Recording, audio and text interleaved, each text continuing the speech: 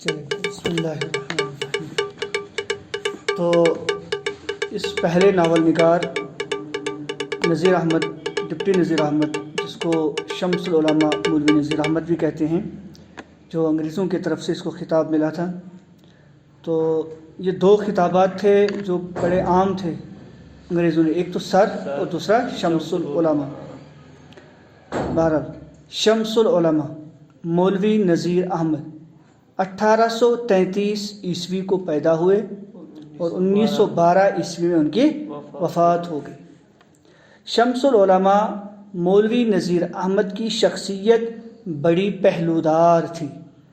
پہلودار سے مراد ہے بڑی جو ہے بہت زیادہ متنوع سے مراد بہت زیادہ قسم دار، یعنی مختلف قسم کی شخص۔ بڑی پہلودار یعنی اس کے اندر جو آل راؤنڈر، ایک طرح سے مختلف صلاحیتوں کے مالک تھے۔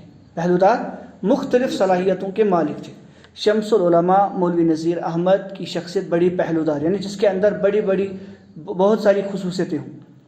پہلودار اصل میں کہتے ہیں برانچ، جس کے اندر بہت سارے پہلو، بہت ساری چیزیں۔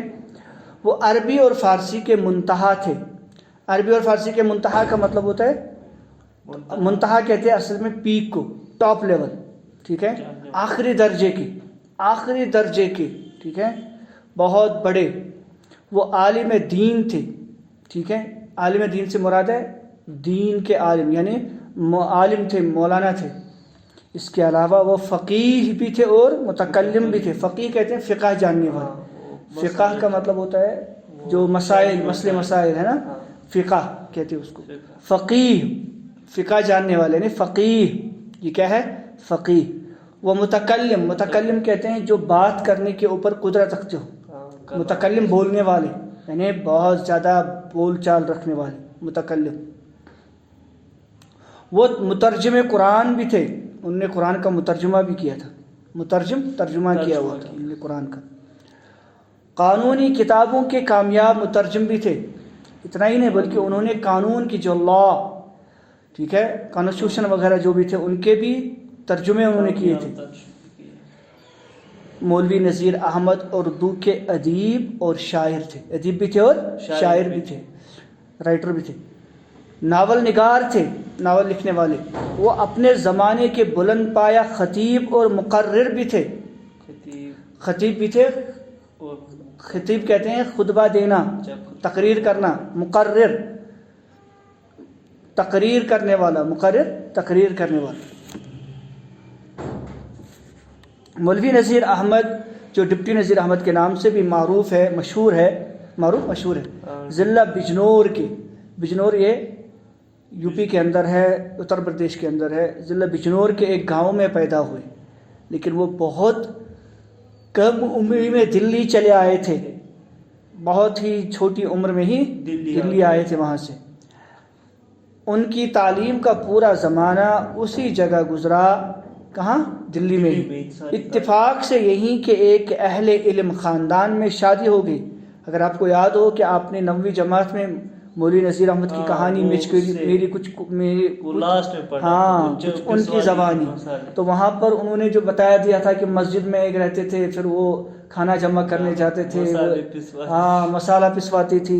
پھر اسی میں ایک چیز جو ہے، ایک جگہ انہوں نے یہ بھی بتایا ہے پھر کہ کس طرح سے میرا جو ہے اس کالج میں داخلہ ہو گیا تھا۔ اس کا نتیجہ تھا کہ انہیں اردو پر اہل زبان کسی قدرت حاصل ہو گئی تھی۔ یہی وجہ ہے اہل علم خاندان میں، یعنی ایک بڑے علم والے خاندان میں، جو بڑے صاحب علم والے لوگ تھے، اسی میں ان کی شادی ہو گئی ایک لڑکی سے، اور جس کا نتیجہ یہ تھا کہ انہیں اردو پر کیا ہوئی؟ بڑی اچھی کمانڈ حاصل تھی، قدرت حاصل تھی، دسترس حاصل تھی۔ اگلا، مولوی نذیر احمد ایک صاحب علم و فضل خاندان کے چشم و چراغ تھے۔ علم و فضل، علم اور کمال والے، فضل عزت اور جو ہے شہرت والے خاندان کی چشم و چراغ، یعنی اس کے پروردہ بیٹے بچے، چشم و چراغ۔ ان کے والد مولوی سعادت علی انہیں بھی عالم و فاضل بنانا چاہتے تھے۔ تو ان کے جو والد تھے نا، मौलवी सआदत अली, उनके वालिद थे मौलवी सआदत अली। तो इन्हें भी क्या बनाना चाहते थे? आलिम बनाना चाहते थे, आलिम मौलवी बनाना चाहते थे। वो इन्हें 9 बरस की उम्र में दिल्ली लाए थे। कहाँ लाए थे? दिल्ली। और यहाँ मस्जिद औरत आबादी के मौलवी अब्दुल खालिक के हवाले कर गए थे, और वहाँ पर एक मौलवी साहब थे, उसी के हवाले किया था कि इसको पढ़ाना है, इसको आलिम बनाना है। ठीक है, वो पंजाबियों की कड़े की मस्जिद जो उसने वहाँ बताया नहीं थी। तो अब्दुल खालिक के हवाले कर गए कि इन्हें अरबी पढ़ाए और आलिम बनाए, आलिम दीन बनाना है, इसको आलिम बनाना है, मौलवी साहब बनाना है। लेकिन कुदरत के लिखे को कौन मिटा सकता है? लेकिन अल्लाह ताला जो चाहता है वही हो सकता है। उनकी सरे नविश्त में तो ये लिखा था कि वो उर्दू के पहले नावल निगार बने, बल्कि उनकी बायोग्राफी, ऑटोबायोग्राफी या उनकी ज़िंदगी में के लिए तो ये लिखा गया था कि ये क्या बनेंगे? उर्दू के पहले नावल निगार, नावल लिखने वाले बनेंगे। इस सूरत में भला वो किसी मस्जिद के पेश इमाम क्यों अगर बन सकते थे? तो इसलिए क्योंकि उनको बनना था नावल निगार उर्दू का पहला, तो किसी मस्जिद के इमाम कैसे बन सकते? पेश इमाम, आगे पढ़ाने वाले, नमाज पढ़ाने वाले। दिल्ली कॉलेज में 9 साल तक तालीम पाने के बाद 1854 ईस्वी में 54 ईस्वी में फारिग होकर, वहाँ से पूरी तालीम पाने के बाद, फारिग होकर तालीम मुकम्मल करने के बाद पहले महकमे तालीम में मुलाजिम हुए, एजुकेशन डिपार्टमेंट। यहाँ की मुलाजमत के दौरान उन्हें कानून की मुख्तलिफ अंग्रेज़ी किताबों के उर्दू में तर्जुमा करने का मौका मिला, और उन्हें जो काम दिया गया अंग्रेज़ों की तरह, अंग्रेज़ों का तब ज़माना था, ठीक है, तो उन्हें ये काम दिया गया कि वो कानून की जो किताबें हैं उनको उर्दू में तर्जुमा करें। ये तर्जुमे बरजस्ता थे। बरजस्ता का मतलब होता है बग़ैर किसी तैयारी के, बराह रास्त, बग़ैर किसी तैयारी के, बग़ैर किसी डायरेक्ट, ठीक है, बग़ैर किसी मदद के, खुद ब खुद बराह रास्त, बरजस्ता बराह रास्त, किसी साहब बग़ैर किसी मदद के, बग़ैर किसी जो है तैयारी के। इनमें सैकड़ों इस्तिलाहात असल मतन की इतनी सही ताबीर करती है कि जिसने देखा उनकी तारीफ में रतबुल लिसान हो गया। कहते हैं कि उसमें ऐसी दसियों, क्या सैकड़ों, ठीक है, सैकड़ों यानी 100 से ज़्यादा ऐसी इस्तिलाहात है, ऐसी टर्म्स है, टर्म कि जो असल मतन की इतनी, यानी असल में क्या होता है कि जब कभी कोई टर्म होती है ना, उसका दूसरी ज़बान में तर्जुमा करना मुश्किल होता है, दूसरी ज़बान में उसका तर्जुमा नहीं हो सकता है। लेकिन उन्होंने उसके जगह पे ऐसा सही लफ्ज़ बिठाया है उर्दू का कि इतनी सही ताबीर करती है कि उस असल मतन की, असल जो अंग्रेज़ी का हर्फ है उसकी जगह पे जो उर्दू का हर्फ लाया है, या उर्दू से जो तर्जुमा किया उसकी जगह पे जो अंग्रेज़ी का जो टर्म लाई है या उसका उर्दू का मुहावरा लाया है, जिसने भी देखा ना तो उसने उनकी तारीफ़ में रतबुल लिसान हो गए, उनकी तारीफ़ के पुल बांधे। रतबुल लिसान का मतलब है उनकी तारीफ़ों के पुल बांधे, उनकी तारीफ़ें करने लगा। रतबुल लिसान का मतलब उनकी तारीफ़ करने पर मजबूर होना, जारी होना। रतबुल लिसान ज़बान जारी हो जाना, ज़बान तारीफ़ करने पर जारी हो जाए। रतबुल लिसान, लिसान कहते हैं ज़बान को, रतब कहते हैं तर करने को, यानी ज़बान चलना, ज़बान। रतबुल लिसान, अब ये मुहावरा होता है कि किसी की तारीफ़ करना। उनकी वज़ा करदा, उनकी बनाई हुई, उन्होंने जो खुद से बनाई है इस्तिलाहें, उर्दू में उससे पहले बहुत सारी इस्तिलाहें नहीं थी, तो उनने खुद से ऐसी बहुत सारी इस्तिलाहें बनाए, खुद ब खुद बनाए हैं। आज हमारी ज़बान का हिस्सा बन चुकी, आज वो उर्दू की हिस्सा है, उर्दू में वो इस्तेमाल होती है। यही नहीं बल्कि बाद के तर्जुमा करने, बाद में जिन लोगों ने भी तर्जुमे किए तो उन्होंने भी, तर्जुमा करने वालों ने उनसे रोशनी और रहनुमाई हासिल की, उन्होंने भी उससे बहुत कुछ सीखा और उससे मदद ली। मौलवी नज़ीर अहमद को इन तर्जुमों से ये फ़ायदा पहुँचा, ये जो उन्होंने तर्जुमे किए उससे ये फ़ायदा पहुँचा उन्हें, किससे? मौलवी नज़ीर अहमद को, कि हुकूमत ने इन्हें महकमे तालीम से निकाल कर, अव्वलन क्योंकि इसकी सलाहियत देखकर इनकी बड़ी ज़बरदस्त है, कानून भी जानते हैं, बड़े तर्जुमा मतलब बहुत कुछ है ना, इस्तिलाहें भी जानते हैं, تو انہوں نے محکمہ تعلیم سے ان کو نکالا اور ان کو کیا کیا؟ پروموشن کیے. اور کیا پروموشن کی؟ تحصیلدار بنایا. کیا بنایا؟ تحصیلدار. اور اس کے بعد تحصیلداری نہیں بلکہ 1863 عیسوی میں ڈپٹی سیکریٹری بنایا. ڈپٹی سیکریٹری بنایا. اور مختلف جگہوں میں رہ کر وہ 1868 عیسوی میں 1868 میں جالون پہنچے. ٹھیک ہے، جالون. یہ وہ زمانہ ہے کہ ان کے بچے، یعنی کون بچے تھے ان کے؟ 2 لڑکیاں اور 1 لڑکا. 2 لڑکیاں تھیں ان کی اور 1 لڑکا تھا. تعلیم پانے کی عمر کو پہنچ چکے تھے، وہ اب بڑے ہو چکے تھے. ان کو اب تعلیم، ان کو مطلب وہ تعلیم حاصل کرنے کے عمر کو آ گئے تھے. بس یہی بات ان کے ناول نگار کا بہانہ بن گئی، بننے کا بہانہ بن. بس وہ اپنے بچوں کو کے لیے جو ہے کتابیں ڈھونڈ رہے تھے کہ کوئی ان کی اردو میں کتاب ملے جو ان کے لیول کی ہو، جو ان کو اچھی کتاب، جو ان کو اخلاق سکھائے اور جو حقیقت پر مبنی ہو، جو صحیح، جو ریالٹی ہے، جو حقیقی دنیا ہے اس پر وہ نہیں خیالوں کی دنیا کی کہانیاں ہوں، جنوں پوی دیریوں کی نہیں. تو جب کچھ نہیں ملا تو پھر خود لکھنے لگے، پھر خود ہی لکھی انہوں نے. اس وقت تک مولوی نذیر احمد نے کوئی مستقل کتاب تصنیف نہیں کی تھی. تب تک تو وہی ترجمے کرتے تھے وہاں سے یہاں، تو کوئی اپنی مستقل باضابطہ کوئی اپنی کتاب نہیں تھی. اس سے پہلے جیسا کہ کہا گیا انہوں نے صرف چند قانون کی کتابوں کا انگریزی سے اردو میں ترجمہ کیا تھا. بہت کچھ گنی چنی کتابوں کا انگریزی میں ترجمہ کیا تھا. اب جو ان کے بچے پڑھنے کے لائق ہوئے تو انہیں ان کے لیے مناسب کتابوں کی تلاش ڈھونڈنے لگے. ان کے لیے کتابیں ملنی چاہیے ان کے لیے، لیکن بے سود، لیکن بے فائدہ، بے سود بے فائدہ، کوئی فائدہ نہیں ہوا، کتابیں ملی نہیں. ان کی خواہش کے مطابق کوئی کتاب دستیاب، یعنی جو وہ چاہتے تھے، جس طرح کی کتاب وہ چاہتے تھے اپنے، کیونکہ اب تو انہوں نے دنیا دیکھی، انگریزی بھی پڑھی تھی، انگریزی کی کتابیں، اردو کی کتابیں، ترجمے بھی کیے تھے، بہت دنیا دیکھی تھی. تو وہ جس طرح کی کتاب چاہتے تھے اپنے بچوں، نئے زمانے نئے حساب سے، اس طرح کی کتاب نہیں ملی.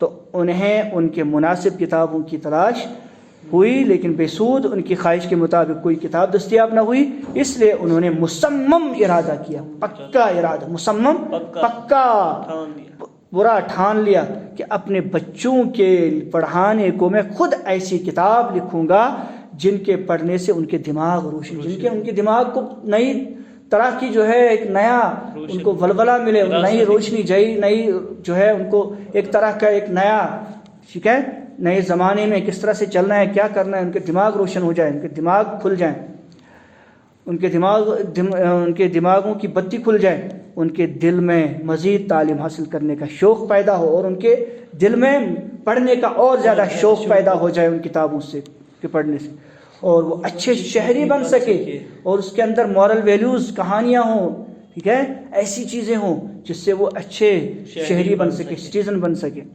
مہذب بن سکے. اس مقصد سے انہوں نے 3 کتابیں لکھنا بیک وقت ایک ساتھ لکھنا شروع کی. لڑکیوں کے لیے میرات العروس اور منتخب الحکایات، لڑکوں کے لیے 2 کتابیں، لڑکیوں کے لیے 2 کتابیں، لڑکیوں کے لیے 2 کتابیں، میرات العروس اور منتخب الحکایات، اور لڑکے کے لیے چند پند. یہ کتابیں ایک نشست میں یا کسی منظم منصوبے کے تحت عالم وجود میں نہیں آئی. کہہ رہے ہیں کہ یہ جو کتابیں ہیں نا، میرات العروس، منتخب الحکایات، جو لڑکیوں اور لڑکوں کے لیے چند پند، یہ ایسی کتاب جو ایک ہی بیٹھ کے انہوں نے سوچا اور اس نے لکھ دیا، ایسا نہیں ہے.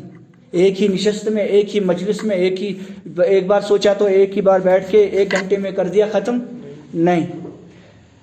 یا کسی منظم منصوبے کے تحت عالم وجود میں نہیں ہے، یا کوئی منصوبہ بنایا ہو، میں ارادہ کیا ہو آج میں ایسے کروں گا، نہیں.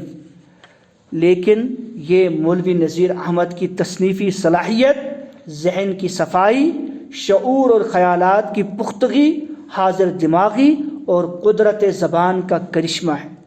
کہہ رہے ہیں کہ اصل میں یہ ان کی تصنیفی صلاحیت، کتاب لکھنا، کتاب کو ترتیب دینا، یہ ایسی صلاحیت تھی ان کے اندر.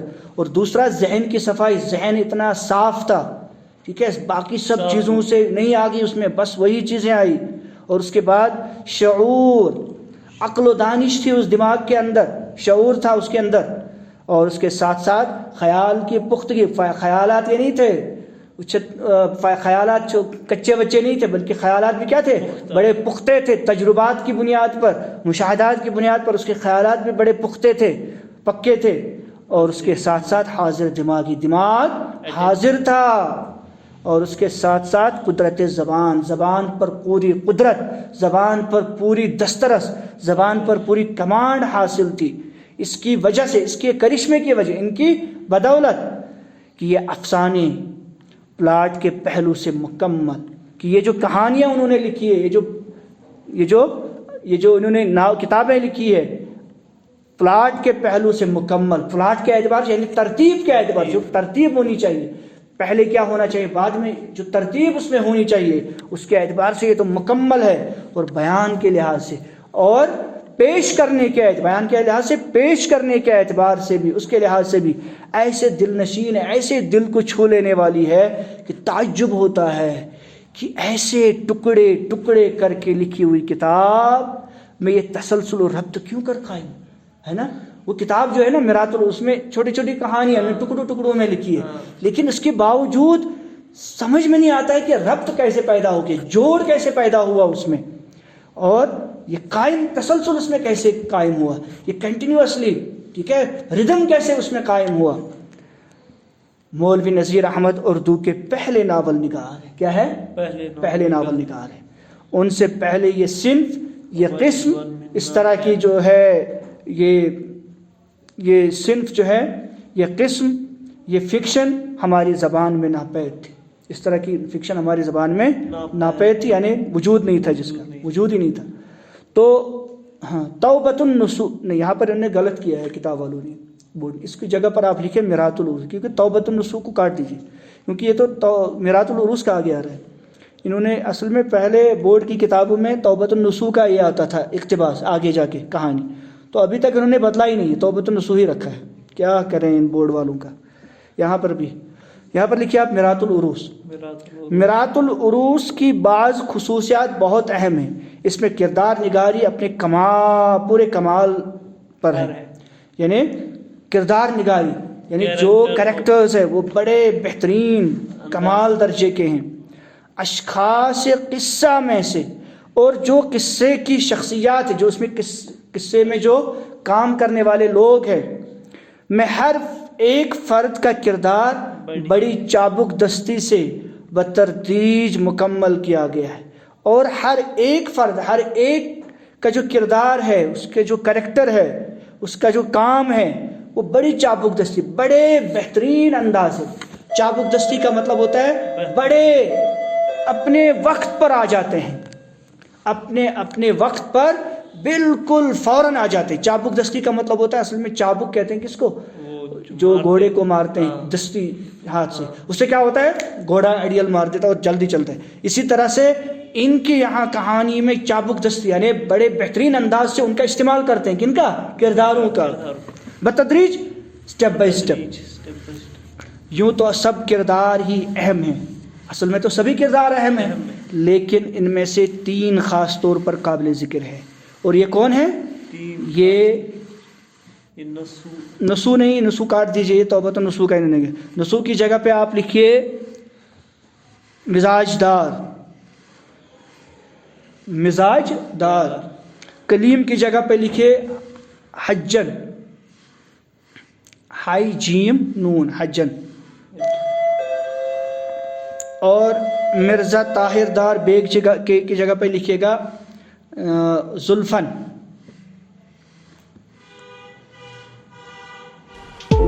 زلفن، ضیا لام فین، بس ان کو کاٹا ہے، بس ٹھیک ہے، چلو۔